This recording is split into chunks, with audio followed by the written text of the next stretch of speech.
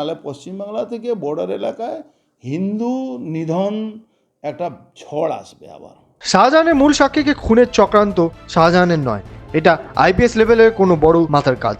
সময় হলে সবই বলবো। বিস্ফোরক অভিযোগ অর্জুন সিং এর। শেখ শাহজাহানের মূল সাক্ষী ভোলানাথ ঘোষকে খুনের চক্রান্ত হয়েছিল, কিন্তু শাহজাহানের কপাল খারাপ, তিনি বেঁচে গেছেন কারণ তিনি সিট বেল্ট পরেছিলেন, না হলে খুনের প্ল্যান সফল হতো। তবে এই খুনের চক্রান্তের পিছনে কোনো বড় মাথার হাত আছে, তিনি একজন আইপিএস লেভেলের। এর আগেও ওই আইপিএস শাহজাহানকে স্যারেন্ডার করিয়েছিলেন, এটা তারই মাথার কাজ। শেখ শাহজাহানের 7 পুরুষের ক্ষমতা নিয়ে এত বড় প্ল্যানের খুন করাবে। পুলিশ মোবাইল ট্র্যাক করে ওই লোকেশনে গিয়ে এইরকম নিখুঁতভাবে খুনের চক্রান্ত করেছে। এই খুনের চক্রান্তের তদন্ত সিবিআই বা ইডিকে দেওয়া উচিত, দাবি প্রাক্তন সাংসদ অর্জুন সিং এর। সেন্ট্রাল গভর্নমেন্টকে প্রোটেকশন দেওয়া উচিত। কেন? রাজ্য পুলিশই তো এইসব করাচ্ছে, তো সেন্ট্রাল গভর্নমেন্ট ছাড়া তো প্রোটেকশন দিলে তো বাঁচবে না। কাকে? ওই যিনি ছিলেন ভোলা বাবু না কি নাম আছে, আমার মনে হচ্ছে এটা সিরিয়াস নেওয়া দরকার আছে।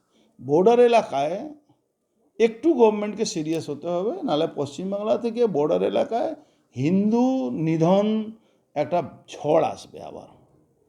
এই হিন্দু নিধনকে বাঁচতে গেলে গভর্নমেন্টকে এটা প্রিপারেশান, সেন্ট্রাল গভর্নমেন্টকে প্রিপারেশান নিতে হবে। নাহলে হিন্দু অ্যাকচুয়ালি বাংলা থেকে হিন্দু নিধনের পরিকল্পনা চলছে, নাহলে বাবরি মসজিদও হতো না, বাবরি আর নামও আসতো না, একদিনের মধ্যে 50-100 কোটি টাকাও জমা হতো না।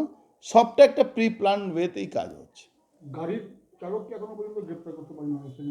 সেও গ্রেপ্তার হয়ে বসে আছে। আপনি জানেন এই অ্যাক্সিডেন্ট কেসে খুব বেশি সাজা কতদিন হয়েছে, 2 বছর 3 বছর সাজা আছে। এইটা একটা বললাম না, এটা বড় মাথা খেলা। যে মাথা দিয়ে মাধবরাজ সিন্ধিয়াকে হেলিকপ্টার অ্যাক্সিডেন্ট করানো হয়েছিল, যে মাথা দিয়ে রাজেশ পাইলটকে অ্যাক্সিডেন্ট করে মারিয়ে দেওয়া, সেরকম লোকের মাথায় থেকে বেরোতে পারে এই ধরনের মার্ডার করানো। যারা মাধবরাজ সিন্ধিয়ার, হ্যাঁ, এটা কংগ্রেস করিয়েছিল, সবাই জানে। এইখানে কি সেই লোক আছে? না, সেরকম মাথা, ওই লেভেলের মাথা ছাড়া এইভাবে মার্ডার হয় না। আপনি ভাবছেন, দেখুন কত ইনফরমেশান আছে, এটা পুলিশের এই ট্র্যাকিং ছাড়া এই ইনফরমেশান বেরোতে পারবে না। কি গাড়ি কোথায় থেকে এলো, ও কোথায় থেকে বেরো, পুলিশের ট্রেকিং, এই অ্যাক্সেস তো পুলিশের কাছে আছে, আপনার আমার কাছে থোড়ে আছে। কি এই লোকটা গাড়ি নিয়ে এইভাবে আসছে, কত স্পিডে আসছে, তারপরে এই গাড়ি কিভাবে গিয়ে মারবে, কিভাবে মেরে ঘুরিয়ে দেবে, এ তো পুলিশ ট্র্যাকিং ছাড়া হয় না। যে জায়গাটায় হয়েছে সিসি ক্যামেরা ছিল, জেনে শুনেই করতে হয় না, জেনে শুনেই করেছে কি সিসিটিভি ক্যামেরা থাকবে। এই যখন ও সারেন্ডার হয়েছিল সেখানে কি সিসিটিভি ক্যামেরা ছিল না?